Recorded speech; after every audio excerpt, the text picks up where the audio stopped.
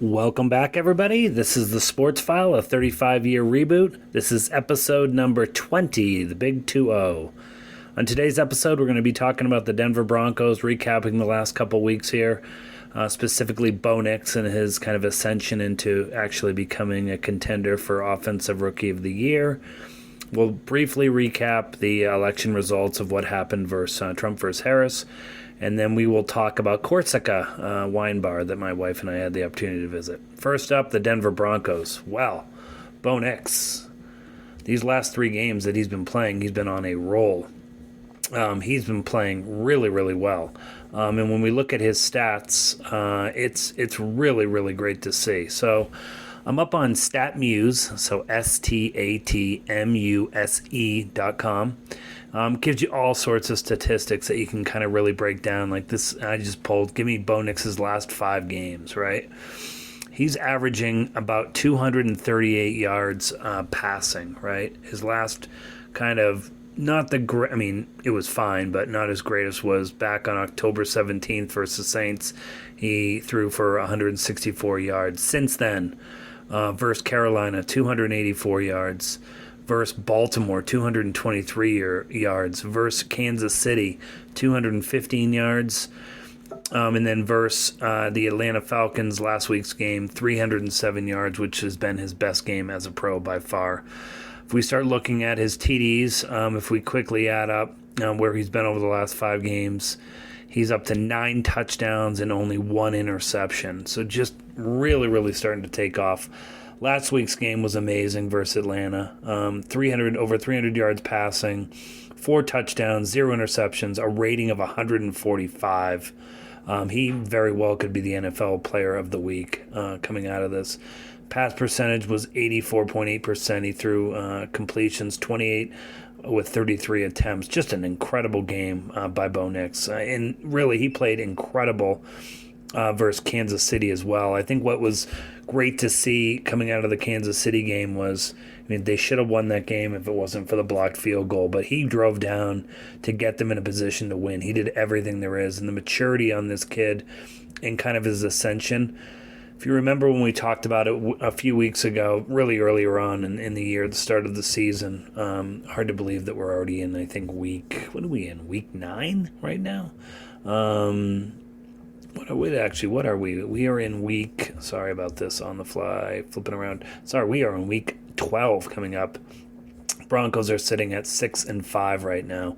And so we look back on Bo's early games, right? We talked about his feet. We're getting a little happy feet. His footwork wasn't great. It was kind of, you'd see him miss guys wildly throwing over their head, which was unusual for Bo considering how accurate he was in college. He's really getting comfortable. If you go back and look at the Kansas City and then the Atlanta game, I think he really showed it. His feet are very calm back there now. He is planting his back foot and stepping into throws now. He's really sitting in the pocket.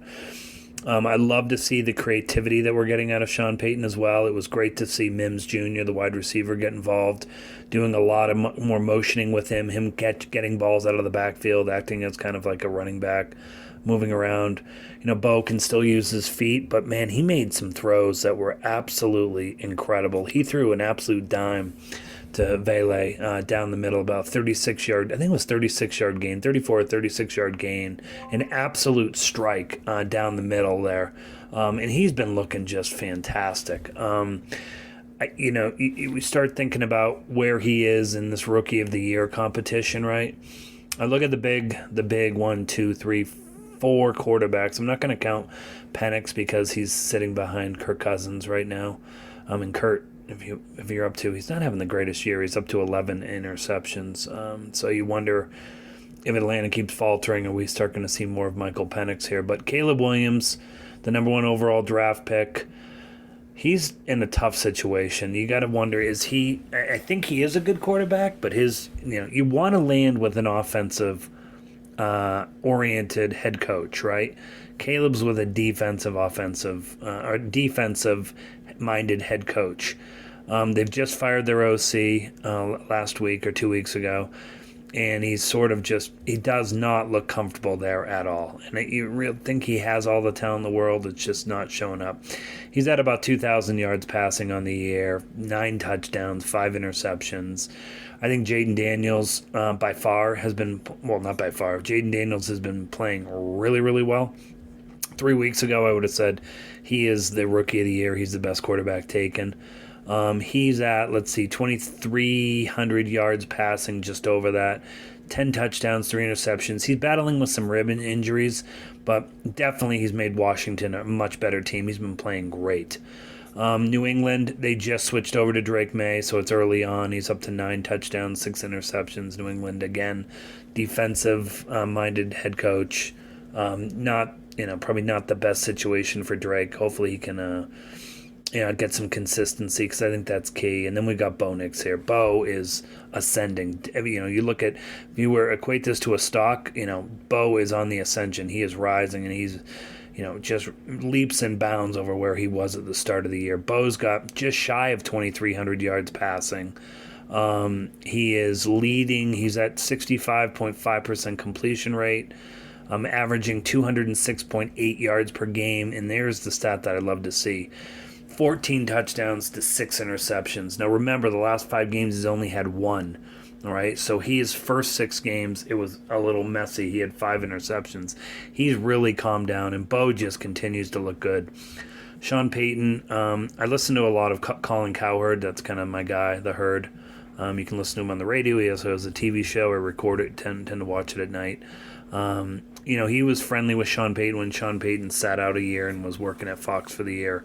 But really, he texted Colin this week and just told Collins, I'm telling you, this kid's arm is better than everybody thinks it was, and he's definitely more athletic, more fast. He's like, let's not raise the head, but this kid is just every week improving, and this is coming from the head coach, Sean Payton. We talk about matches. I mean, this is definitely a match together. They are just really, really, he's buying into the Sean Payton. You can tell Sean Payton loves this kid. I think Bo Nix loves his coach. Bo Nix is so polished at the podium. You think about him last week when he drove him down and then the missed field goal, and it was, you could see the collapse of the line. Really, Alex Forsyth got kind of trucked, run over, and they just bull rushed him and came in. And Bo stood at the podium and just talked at nauseum how great Alex Forsyth is. And that's the kind of leader that you like to see, propping your teammates up.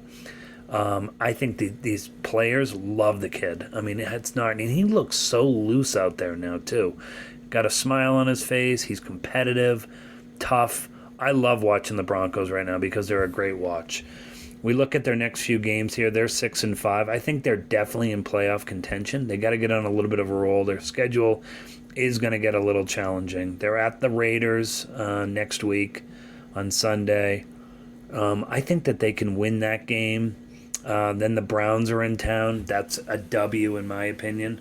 So let's just say they're 7-5, 8-5. Then it's going to get a little tricky. The Colts is kind of a, they've been hit or miss. Then they've got, the Chargers. They're at the Chargers. And then they're at the Bengals. And then they're at the Chiefs. These last 3 games are going to be brutal. The Bengals, even though the record doesn't reflect it, Joe Burrow is incredible. Justin Herbert, I love watching Justin Herbert. He's a top 3 quarterback in my eyes. And then, of course, Mahomes. So we'll see.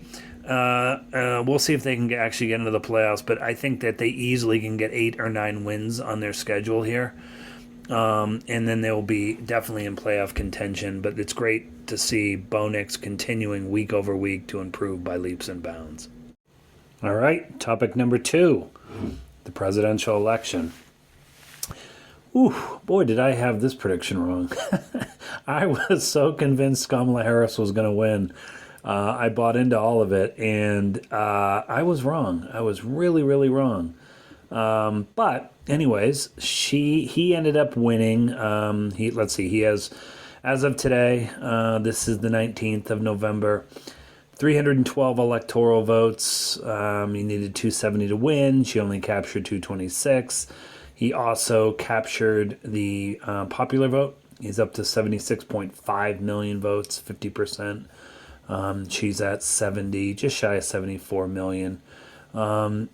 He went on to take every single swing state that was up for grabs. He took Georgia, Pennsylvania, Michigan, Wisconsin. That's the blue wall: Pennsylvania, Michigan, Wisconsin.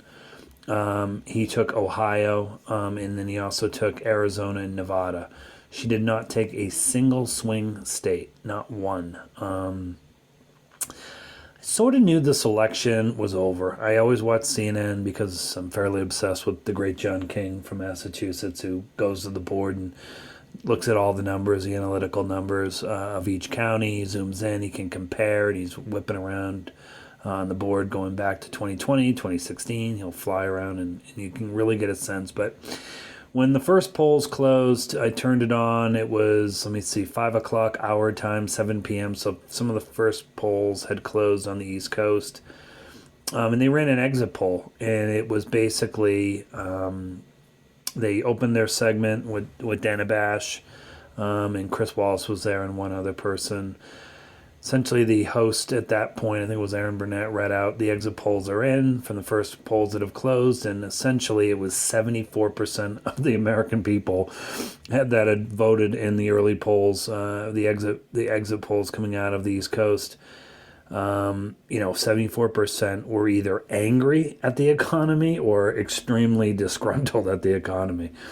And Dana Bash tried to spin it, I think. She's like, well, that's, a representation, and we'll see how that is and how that plays off. And Chris Wallace, rightfully so, the great Chris Wallace, whose father was Mike Wallace of 60 Minutes fame, and Chris is his son, really put it there bluntly was, well, that's one way to spin it. And he said, if this continues...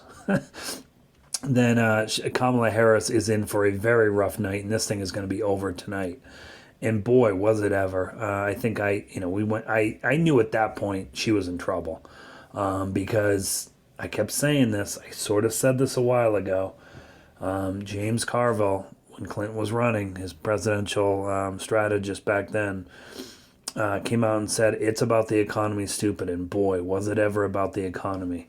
I think the Democrats post-mortem on this whole thing was, as much as I loved what they were standing for this election, I think they did themselves no favors of talking about how well the economy was doing. I spent a whole episode on this. I mean, even looking back on it, if you just look at the economy from the stock market, it's up this year alone in 2024. It's up 25%. So there's a huge issue. People just are really telling you, whatever reason, they did not think the Biden economy was great. And they really thought that Donald Trump, that's his strength, right? He is pro-growth, pro-markets. Markets reacted favorably to this. And he didn't just win. Let's be honest, he really crushed her. I mean, he really, really crushed her. I mean, it is closer. These aren't like the Reagan years where he takes everything but one state. I mean, Trump really cleaned up here.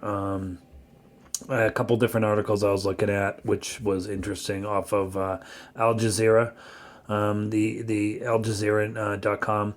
If you go up and look at the election results, how does it compare to 2020? Literally every 50 states, Republican gained votes. And that is, Republicans have won a bigger share of votes in every state in 2024 compared to 2020. It is, and they have different arrows. You can go up there and check it out or do a Google on it. But, looking at states where it's greater than 4%, Massachusetts, a Democratic stronghold, gained 4% more towards Republicans. New York, way more than 4%. I'm just picking out some states here. Colorado gained over 2% more Republicans, where it's become such a foothold. California really gained Republican votes. So this clearly was the biggest issue, came down to the economy. And they did not believe that Joe Biden had the right economy and doesn't have the right, and they don't believe Kamala Harris has the right messaging going forward. I think some of her ideas were interesting. I mean, I was really the big making it more affordable for people to buy a home by giving giving them some money to buy a home, I thought was an interesting idea.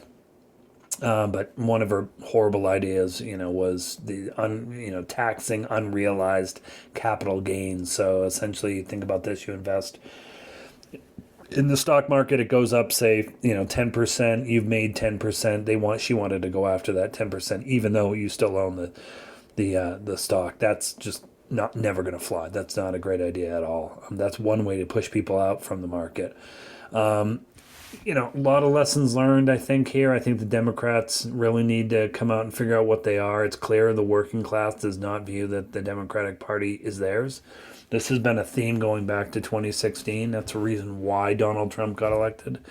You had folks in these factory towns and kind of that infamous blue wall of Pennsylvania, Michigan, Wisconsin. And they're saying, look, the Democrats haven't done anything for me, so I might as well try to give this guy a shot. And clearly they're willing to go back down that path because of looking at the numbers, right? You can go up to U.S. News and World Report, usnews.com. Key demographics. I mean, he just picked up everything. White vote, he dominated. He was up over 54%, I think it is. Wait, what is it? Yeah, 55%. Hispanic vote, really he captured, rose up. 42% of the Hispanic vote. 16% of the black vote, 41% of the other race votes. I think what was sort of surprising to me was he gained 46% of the youth, 18 to 29 age group. That number is high. I thought that if the young came out and voted for Kamala, she would win no problem, and that did not materialize. It didn't at all. 30 to 44, he gained 47%. He really, where his sweet spot is 45 to 65. He gains 52, and 65 plus, he's at 51%. He cleaned up with the rural vote. He had captured 62%. Suburban vote, 46%. While Harris, there's an interesting one about the vote from women. While Harris beat Trump by more than 10 percentage points among women between the ages of 18 and 44, the former president had a strong showing among women 45 and older. And that's where he really started gaining ground. He really did. He 47% of 45 plus of women voted for Donald Trump. Latino, talked about that. Young votes, again, Harris underperformed among that 18 to 29 group where she really should have, which means I don't think enough of them came out to vote. So all the talk of her being the TikTok president or a podcast, she really should have gone on a Joe Rogan. She really should have gone on maybe a Theo Vaughn and gone after some of the single male vote, and did not. And with that, Donald Trump now becomes just the second president in history to regain the presidency after leaving it. The other president was Grover Cleveland. So Donald Trump becomes the 47th president.